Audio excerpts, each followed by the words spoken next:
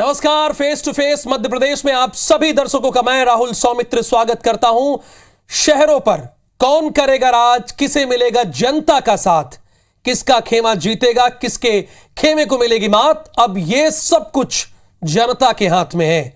लेकिन एक बात तो तय है कि यह चुनाव दोनों दलों के लिए खुद को 23 से पहले आंकने का होगा और यह देखने का होगा कि 23 के लिए वो कितने तैयार हैं। लेकिन इस बार यह भी देखने को मिला कि दोनों दलों की तरफ से क्षेत्रीय छत्रपों की खूब चली है, उनकी तकरार भी आपने सुनी है। तो इसका क्या असर होगा, आज इसी पर बहस करेंगे। भारतीय जनता पार्टी के प्रवक्ता के तौर पर हमारे साथ सनवर पटेल जी जुड़ गए हैं, लाइव जुड़े। सनवर जी, आपका बहुत स्वागत। और अवनीश बुंदेला जी कांग्रेस का पक्ष रखेंगे, आप दोनों का बहुत स्वागत और मध्य प्रदेश की जनता का भी बहुत स्वागत। लेकिन सबसे पहले एक एक्सक्लूसिव इसी पर आधारित रिपोर्ट देख लेते हैं।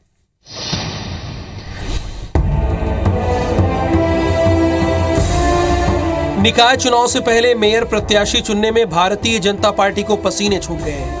चिंतन मंथन, माथापच्ची और नेताओं से रायशुमारी के बाद भी ग्वालियर में पेच अभी भी अटका हुआ है। चंबल अंचल में बड़े नेताओं के बीच वर्चस्व की लड़ाई को इसकी एक बड़ी वजह बताई जा रही है। ग्वालियर में महापौर का उम्मीदवार किसका होगा, इसके लिए नरेंद्र सिंह तोमर और ज्योतिरादित्य सिंधिया के बीच रस्साकसी जारी है। जिस खेमे से महापौर प्रत्याशी चुना जाएगा, जाहिर तौर पर इलाके में उसकी बादशाहत मानी जाएगी।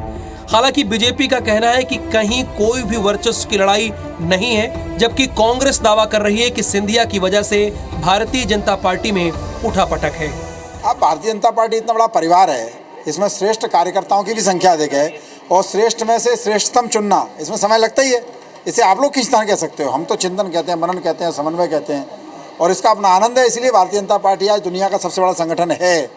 बैठकें, विचार, ये हमारी पद्धति है। ज्योतिरादित्य सिंधिया जी नामक व्यक्ति जब तक हमारे परिवार में शामिल थे तब तक उन्होंने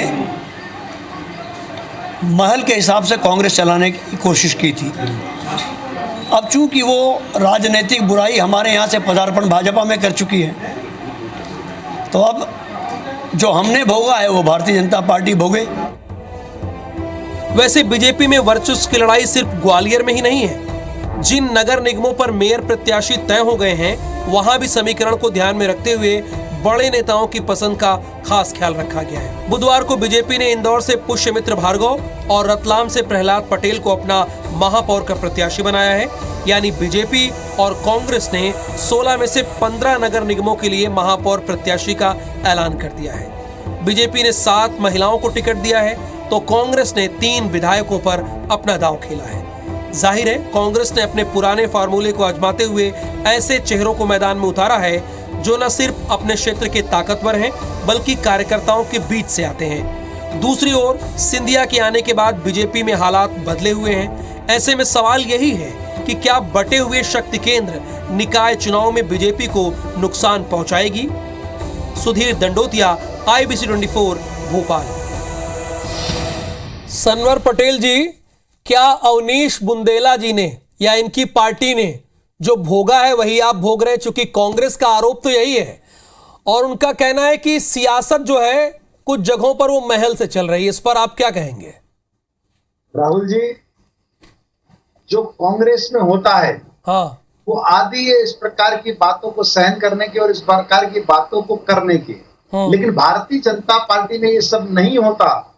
अब इनके लिए आश्चर्य की बात यही है, इनको लगता है कि माननीय सिंधिया जी अगर भारतीय जनता पार्टी के कार्यकर्ता बने हैं तो कांग्रेस की रीति नीति को लेकर गए। जी नहीं, भारतीय जनता पार्टी की रीति नीति में पूरी तरह घुल मिलकर माननीय सिंधिया जी भारतीय जनता पार्टी में काम कर रहे हैं और भारतीय जनता पार्टी के बड़े नेता हैं। कहीं किसी प्रकार की न खींच है न तान है। समस्या कांग्रेस के लिए यही है कि आखिर खींचतान क्यों नहीं है। भारतीय जनता पार्टी में कार्यकर्ताओं की बड़ी श्रृंखला है, योग्य कार्यकर्ताओं की बड़ी श्रृंखला है और उन योग्य कार्यकर्ताओं में से एक सर्वश्रेष्ठ कार्यकर्ता को चुनना उसकी अपनी पद्धति है और वो पद्धति है कि किस प्रकार से हम जिला समिति, हमारी चयन समिति बैठती है, संभागीय चयन समिति बैठती है और फिर हमारी राज्य में समिति बैठती है और उसी कड़ी में 15 नगर निगम के मेयर के प्रत्याशियों का चयन हो चुका है। अब एक बचा है, वो भी शीघ्रता से आपके सामने होगा। आपने देखा है माननीय सिंधिया जी का भी बयान आया है, माननीय नारायण सिंह जी भाई साहब का भी बयान आया है। कहीं कोई खींच है ना तान है। भारतीय जनता पार्टी अपनी पद्धति से अपना सारे निर्णय कर रही है और वो करेगी। खींचतान कहीं नहीं है अवनीश बुंदेला जी। जो उनकी पद्धति है, जैसा काम करने का उनका तरीका है, वैसे ही वो काम कर रहे हैं। खींचतान तो आपके यहाँ है, वो कह रहे हैं, क्योंकि उनके यहाँ 16 में से 16 तय हो गए। अभी भी एक नाम तुरंत फाइनल हुआ। आपके यहाँ अभी भी पेच एक फंसा हुआ है। राहुल जी, हम लोगों ने प्रत्याशी घोषित की, हम लोगों को लगभग 1 हफ्ता होने जा रहा है। और अगर इनके यहाँ खींचतान नहीं होती, इनके नेता तो इनके मुख्यमंत्री जी, प्रदेश अध्यक्ष तो कह रहे हैं। तो मैंने जैसा कि पहले बताया कि 16वां प्रत्याशी भी घोषित कर दिया गया। सीएम के साथ बीडी शर्मा की बैठक के बाद यह ऐलान किया गया। ग्वालियर से सुमन शर्मा जी होंगी भारतीय जनता पार्टी की आधिकारिक प्रत्याशी। चलिए बहस शुरू करते हैं। आप कह रहे थे अवनीश जी, बताइए, बीजेपी के यहाँ 16 में से 16 प्रत्याशियों का ऐलान कर दिया गया है। 16वां अभी हुआ ना, तो मैं वही बता रहा हूं। अगर इतना आसान होता, अगर ये कहते हैं कि हम अनुशासित और संगठन आधारित दल हैं, तो अब तक ये नाम घोषित हो जाने चाहिए। इनको घोषणा करने में, नामों को तय करने में जिस तरह से मशक्कत करनी पड़ी। ग्वालियर में आप देखें, सिंधिया जी छोड़कर चले जाते हैं बैठक, कभी नरेंद्र सिंह तोमर के बारे में एक खबर आती है। तो ये मेरा कहने का मतलब यही है कि जो दल अपने आप को बहुत अनुशासित दल कहने का दम भरता है, लेकिन दिखता तो कहीं नहीं है। और इसका एक कारण और है कि इनके मन में कहीं ना कहीं भय, डर है, क्योंकि जनता के बीच में जाने लायक ही बचे नहीं। अगर ऐसा होता तो एक चुनाव में 2 फॉर्मेट नहीं रखते। जो पार्टी कहती है एक देश एक संविधान, एक देश एक टैक्स, वो पार्टी एक प्रदेश में 2 तरह की चुनाव प्रणाली का उपयोग कर रही है। नगर निगम में अलग, नगर पालिका नगर पंचायत में अलग। इससे साफ जाहिर होता है कि भाजपा में भय है। शिवराज सरकार की जो कुशासन रहा है, अलग-अलग नियम है, को याद है अलग-अलग किस तरह से कोरोना काल में, वो भी जरा आप। सर मुझे लगता है आपको भी जानकारी होगी। देखिए सबसे पहला तो बताइए ना, जनता को बताइए। नगर निगम में डायरेक्ट प्रणाली से चुनाव, जी डायरेक्ट प्रणाली से चुनाव करवा रहे हैं। और नगर पालिका नगर पंचायत में जाकर ही इनडायरेक्ट प्रणाली, मतलब वहाँ पार्षद अध्यक्ष को चुनेंगे। तो ये 2 नियम कैसे, ये 2 तरह के संविधान कैसे? इस तरह का चुनाव तो पहले कभी नहीं हुआ। इससे साफ जाहिर होता है कि शिवराज सरकार में भय का माहौल है। उनको लगा कि हम छोटे शहरों में जिस तरह की हॉर्स ट्रेडिंग ये करते हैं आजकल, जिस तरह से इन्होंने एक नया रिसोर्ट कल्चर लेके आए हैं कि विधायकों को ले जाओ, राज्यसभा चुनाव के लिए ले जाओ, सरकार गिराने के लिए ले जाओ, सांसदों को उठा लो, पार्षदों को भी उठाएंगे। तो कहीं ना कहीं ये इस तरह की जो चीज है, इससे साफ जाहिर होता है कि भाजपा में भय का माहौल है या नहीं। तो सनवर जी से पूछते हैं, विकास का फॉर्मेट क्या है? सनवर जी, ये ग्वालियर का प्रत्याशी इतना देरी से क्यों ऐलान किया गया? काफी टाइम लग गया। राहुल जी, मैंने आपसे कहा कि हमारी अपनी कार्य पद्धति है और मैंने अपना बयान पूरा भी नहीं किया था और आपने बता दिया कि 16वां प्रत्याशी घोषित हो चुका है। मैंने तो ये कहा था कि शीघ्र घोषित होने वाला है। मैंने तो ये भी नहीं कहा था कि तत्काल हो रहा है। यही भारतीय जनता पार्टी है। भारतीय जनता पार्टी की यही विशेषता है, वो अपने सारे कार्य नियत समय पर करती है। लेकिन चूंकि समाज क्षेत्र में हम काम करते हैं और अगर कोई एक राजनीतिक दल बिफोर घोषणा कर देता है तो स्वाभाविक है कि मीडिया के साथ ही प्रश्न पूछते हैं। हम इसमें मनाही भी नहीं है। लेकिन मैं आपको बताना चाहता हूं कि कांग्रेस ने जिस प्रकार से प्रत्याशियों का चयन किया, ये उनका अपना आंतरिक मामला है। वो कुछ करे, हमको इससे लेना देना नहीं है। लेकिन समाज क्षेत्र में जब आप काम करते हो राजनीतिक दल के नाते, तो आप जो बातें करते हो फिर समाज उसमें प्रश्न करता है। आपने 20 दिन नहीं हुए, उदयपुर के चिंतन शिविर में आपने कहा कि हम एक व्यक्ति को एक पद देंगे और आपके पास नेता लड़ाने को नहीं थे, कार्यकर्ता लड़ाने को नहीं थे। आपने 3-3 विधायकों को चुनाव के मैदान में उतारा। आपने 2-2 जिला अध्यक्षों को या उनकी पत्नी को चुनाव में उतारा। तो ये स्थिति कांग्रेस की है। वहां उनके पास विकल्प नहीं है। कार्यकर्ताओं कहते कुछ और है और करते कुछ और है। अवनीश बुंदेला जी, डंके की चोट पर सनवर पटेल जी कह रहे हैं, चिंतन किसी बात पर करते हैं और कर कुछ और देते हैं। देखिए क्या है, देखिए जो नियम हमारी पार्टी में बना, हम उस नियम पर चल रहे हैं। बाकी मैं एक बात बताऊं आपको, दुर्योधन और रावण सदैव ज्ञान का पाठ पढ़ाते थे, पांडवों को दुर्योधन पढ़ाते थे और रावण पढ़ाता था रामचंद्र जी को, लेकिन दोनों पापी थे। यही स्थिति इनकी है, ये हमको ज्ञान का पाठ पढ़ा रहे हैं। इनकी स्थिति ये रही कि इनके विधायकों को मना करना पड़ा, कृष्णा गौर को, और आप इंदौर में जाएं तो पटेल जी में आपको रावण और दुर्योधन दिख रहे हैं, चुनाव नहीं लड़े इनके। कितना दम पर बीजेपी में आपको दुर्योधन और रावण दिख रहे हैं। देखिए देखिए मैं बिल्कुल रावण हैं, रावणी हैं ये लोग, क्योंकि जिस तरह से जनता की परेशानियों को दरकिनार करते हैं। और जहां तक बात इनकी पार्टी ने राम जी के हम सच के साथ हैं, हम सच के साथ हैं, हम सत्य के। इनकी पार्टी ने कहा, अरे आप बताओ आप कितना मानते हो राम के अस्तित्व को? आप मुझे बताओ, आप सनवर पटेल भाई, सनवर मियां साहब, आप बताओ। अरे सनवर मियां आप बताओ, सनवर मियां तो नहीं है ये तो सनवर मियां हमने नहीं दिया, आपके जहाज रानी मंत्री हुआ करते थे शत्रुघ्न सिन्हा। अरे साहब शत्रुघ्न सिन्हा ने दिया जब आपकी सरकार में, सरकार में जहाज रानी मंत्री थे। हमने उसमें सुधार किया है, हमने सुधार किया है। और मेरी बात समझ लें, आपने काल्पनिक बताया। मैं तो बात करूंगा ग्वालियर, हमने नहीं बताया। बहस की एक मर्यादा होती है अवनीश जी, प्लीज देखिए, बहस की एक मर्यादा होती है। उनका नाम सनवर पटेल है, मैंने भी सनवर पटेल से संबोधित किया। ये सनवर मियां क्या है? राहुल जी, व्यक्तिगत टिप्पणी आप बाहर कर लीजिएगा ना, आप लोगों में बहुत दोस्ती होगी तो बाहर कर लीजिएगा। जब इस बहस में जब पूरा मध्य प्रदेश आपको देख रहा है तो ये बात मत कीजिए। जब वो पार्टी में दम नहीं है, वो मुझसे झूठ बोलती है लगातार, कहती कुछ है, अरे भैया तो आप बीच में, अब बताइए बीच में मत चिंतन शिविर किसका था? कांग्रेस का मैं था तो कि साफ भारतीय कहता जनता हूं, पार्टी का था? आप बताओ आपने क्या कर दिया जो कहा था? आपने क्या 2 करोड़ रोजगार दे दिए? आपने क्या पेट्रोल 40 रुपए में बिकवा दिया? मुझे बताओ, आपने क्या रोजगार दे दिए? आपने किसानों का कर्जा माफ कर दिया, आपने खेती को लाभ का धंधा बना दिया। जो कुछ आप कर रहे हैं कमलनाथ जी की नीतियों का अनुसरण कर रहे हैं। ध्यान रखें, शुद्ध के खिलाफ शुद्ध कमलनाथ जी ने लड़ा, हमने भूमाफियों पर कार्रवाई की। आपने क्या किया मुझे आप बताएं सनवर भाई मुझे बताएं आपने क्या किया? आपने कुछ नहीं किया। हमको घमंड नहीं है सनवर भाई, घमंड के आकंठ में आप डूबे हो, नहीं तो इस तरह से विपक्ष की आवाज को नहीं दबाते। आज भी आपकी पुलिस ने जिस तरह से दिल्ली के कांग्रेस कार्यालय में घुसकर लोकतंत्र की हत्या की है, लाठियां भांजी हैं जिस तरह से, अगर ईडी को इतने अधिकार हैं तो मेहुल चौकसी को क्यों नहीं पकड़ पाए आप? जब ईडी कहां से हो रही थी आप मुझे बताएं। नीरव मोदी कहां भाग गया? ललित मोदी कहां भाग गया? मुझे आप बताएं। विजय माल्या कहां भाग गया? मुझे आप इस बात का जवाब दें। बीच जो खींचतान है उस पर है सर, ईडी पे नहीं है। देखिए अवनीश जी ईडी पे नहीं है, अंतिम 1 मिनट पे है, मुझे ब्रेक पर जाना है। दोनों से मेरा सवाल है, प्लीज 1 मिनट सर, थोड़ा आप दोनों लोग बात सुन लीजिए, आपस में बहस मत राहुल जी थोड़ा प्लीज उनको भी बोल दिया करो। मैं दोनों से कह रहा हूँ, दोनों का मतलब तो एक होता नहीं है, दोनों का मतलब दोनों होता है सर।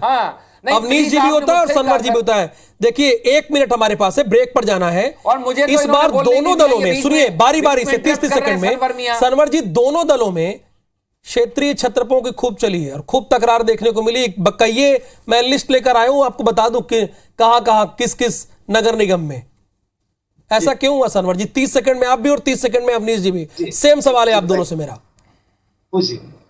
हाँ मैं जवाब दूं? हाँ। देखिए भारतीय जनता पार्टी ने अपने योग्य कार्यकर्ताओं को मैदान में उतारा है। किस प्रकार से आप इंदौर के हमारे पुष्पमित्र भार्गव जी को देखेंगे, जिस प्रकार से इंदौर के पुष्पमित्र भार्गव छात्र राजनीति से, विद्यार्थी परिषद से जुड़कर और एक संगठन मंत्री की भूमिका निभाते हुए LLB LLM टॉप और PhD करते हुए किस प्रकार से उन्होंने विधिक क्षेत्र में काम किया। सर एक पद से इस्तीफा दिला के आप उनको चुनाव लड़ा रहे हैं। एक विधि विशेषज्ञ, एक भारतीय जनता पार्टी ने सदैव इंटरएक्चुअल लोगों को महत्व देने का काम किया है। आपने देखा होगा जब 13 लोगों की लिस्ट आई तो ये एक खास तौर पर समाचार पत्रों ने छापा था कि इंटरएक्चुअल लोगों की लिस्ट है। इसमें सर अब बारी अवनीश जी की है। हो गए सनवर जी, अवनीश जी। देखिए मैं आपको स्पष्ट कर दूं, हमारे यहाँ माननीय कमलनाथ जी ने, प्रदेश अध्यक्ष जी ने पहले ही रायशुमारी करके, आपने देखा काफी पहले, मतलब हमने घोषणा भी 5 दिन 6 दिन पहले की है, उसके पहले भी हमारी रायशुमारी बन गई थी। हमने एक साथ 15 नाम घोषित किए। और आप जो कह रहे हैं क्षेत्रीय छत्रपों वाली कांग्रेस पार्टी में कहीं बात नहीं है। ये क्षेत्रीय छत्रपों की जो चली, आपने देखा ग्वालियर में जिस तरह का नाटक हुआ, आप देखें इंदौर के टिकट को घोषित करने के लिए कितनी मशक्कत करनी पड़ी। कल फिर बाकायदा इंदौर के पूरे नेताओं के साथ बैठक की गई, तब कहीं आप टिकट घोषित कर पाए। क्षेत्रीय छत्रप जो है भारतीय जनता पार्टी में, चाहे आप जबलपुर देख लें, सागर देख लें, सागर में स्थिति ये रही कि वहां हस्तक्षेप करना पड़ा बीडी शर्मा जी को। यहाँ गोविंद राजपूत और भूपेंद्र सिंह जी दोनों अपने परिवार के लोगों को चुनाव लड़वाना चाहते थे। आप देखें उमा भारती अपने घर में देखने के बजाय। फिलहाल छोटे से ब्रेक का वक्त है। सनवर जी आप भी और अवनीश बुंदेला जी आप भी बने रहिए। अवनीश जी आपके यहां भी तो कई खेमों में टिकट बटे हैं, ठीक है आपने पहले अनाउंस कर दिए, लेकिन इसकी चर्चा तो खूब है, ये खेमा वो खेमा वो खेमा, या नहीं था? आप क्लियर कर दीजिए स्टैंड। सर हमारे यहाँ एक ही खेमा है, माननीय कमलनाथ जी का खेमा, माननीय अध्यक्ष जी का खेमा, और वो पूरा खेमा लगा है इस चीज को करने में कि जो चुनाव जो हम लड़ेंगे, जो अभी जो चुनाव नगरीय निकाय के चुनाव आने वाले हैं, आप देखें राहुल जी इस प्रदेश की दुर्दशा ये जो है कि इन्होंने स्मार्ट सिटी का वादा किया था, 8 साल हो गए, क्या एक भी स्मार्ट सिटी बनी? ये किस विभाग का काम है? ये इसी नगरीय निकाय का चुनाव है, अर्बन डेवलपमेंट का ही चुनाव काम है। आप देखें, आप मेट्रो की बात करते थे, मेट्रो प्रोजेक्ट में आपका क्या योगदान है? आज ना तो आपके मेट्रो प्रोजेक्ट जो थे समय पर कंप्लीट हो पा रहे हैं, ना ही आपके स्मार्ट सिटी प्रोजेक्ट कंप्लीट हो पा रहे हैं, और भी आपकी कई सारे जो प्रोजेक्ट थे आप इसके अलावा देखें, सड़कें आपकी बनती हैं, सड़कें बनने के बाद 10 दिन के अंदर 15 दिन के अंदर सड़क खुद जाती हैं। अगर इसी भोपाल शहर की बात करूं तो भोपाल शहर की सड़कों की हालत सनवर जी दो मुद्दों पर आपको घेर रहे हैं, चूंकि 16 में से 16 आपकी सरकार रही, आपकी पार्टी का कब्जा रहा, लेकिन मेट्रो पर स्टैंड पूछ रहे हैं वो, और स्मार्ट सिटी पर बिजली की सप्लाई है नहीं है। जरूर जवाब दूंगा। हाँ मैं जवाब दूं? हाँ बिल्कुल। माननीय राहुल जी स्मार्ट सिटी क्या होती है कांग्रेस के जमाने में कभी आपने नाम नहीं सुना होगा। नल जल योजना क्या होती कभी नाम नहीं सुना था ना। सड़कों की स्थिति क्या थी शहरों को स्मार्ट बनाया है, नहीं सुना था। दिल्ली में 1000 फ्लाईओवर बनाए सनवर जी, दिल्ली में हमने मेट्रो प्रोजेक्ट लाए हैं, दिल्ली में मेट्रो ट्रेन लाई है। कृपया करके आप सब नाम देते हैं, विज्ञापन करते हैं, उसके नाम पर बैठ के करते हैं, लेकिन कितने शहर आपने स्मार्ट कर दी, कितने आपने हमने सिटी के प्रोजेक्ट में आपने कंप्लीट कर दिए? कुछ नहीं कर पाए आपने सिर्फ स्मार्ट सिटी के नाम पर आपकी सरकारों ने भ्रष्टाचार फैलाया, पैसा खाया है। आपके नेता धना ढोते गए, पार्षद से लेकर विधायक, सांसद, मंत्री तक सबने। आपके समय में आप देखें यहाँ के अधिकारियों के करोड़ों रुपए निकलते हैं। मध्य प्रदेश में स्थिति ये है, किसी बाबू के यहाँ चले जाओ तो करोड़ों रुपए निकलते हैं। ये स्मार्ट सिटी बनी है, लोगों का डेवलपमेंट हुआ, प्रदेश का डेवलपमेंट नहीं हुआ है। आवास योजना के माध्यम से नगरीय निकाय क्षेत्रों में किसको मिला? प्रधानमंत्री आवास की क्या स्थिति मत कहिए, वो भी भ्रष्टाचार के आकंठ में डूबा है सनवर भाई। अन्नपूर्णा योजना के माध्यम से भारतीय जनता पार्टी की सरकार से भ्रष्टाचार फैला रही है, ना तो खेती को लाभ का धंधा बना पाया, ना ही स्मार्ट सिटियां बना पाए, ना ही आप प्रॉपर सीवेज दे पाए, ना प्रॉपर सड़कें दे पाए, बिजली की स्थिति खराब है, पानी चलिए विकास के मुद्दे पर बाद में बात करेंगे, की हालत खराब विकास है, के मुद्दे पर रोजगार आपने बाद दिया में बात कर लेंगे। विषय पर आ जाते हैं। सनवर पटेल जी, अवनीश बुंदेला जी, आप अपना अपना स्टैंड कर दीजिए, अपनी पार्टी का स्टैंड क्लियर कर दीजिए। जो ये इस बार दोनों दलों से क्षेत्रीय छत्रपों ने तलवार खींची है, वो 23 के लिए कहीं तकरार न बन जाए। सनवर जी आपसे पहला सवाल है मेरा, उसके बाद यही सवाल अवनीश जी। राहुल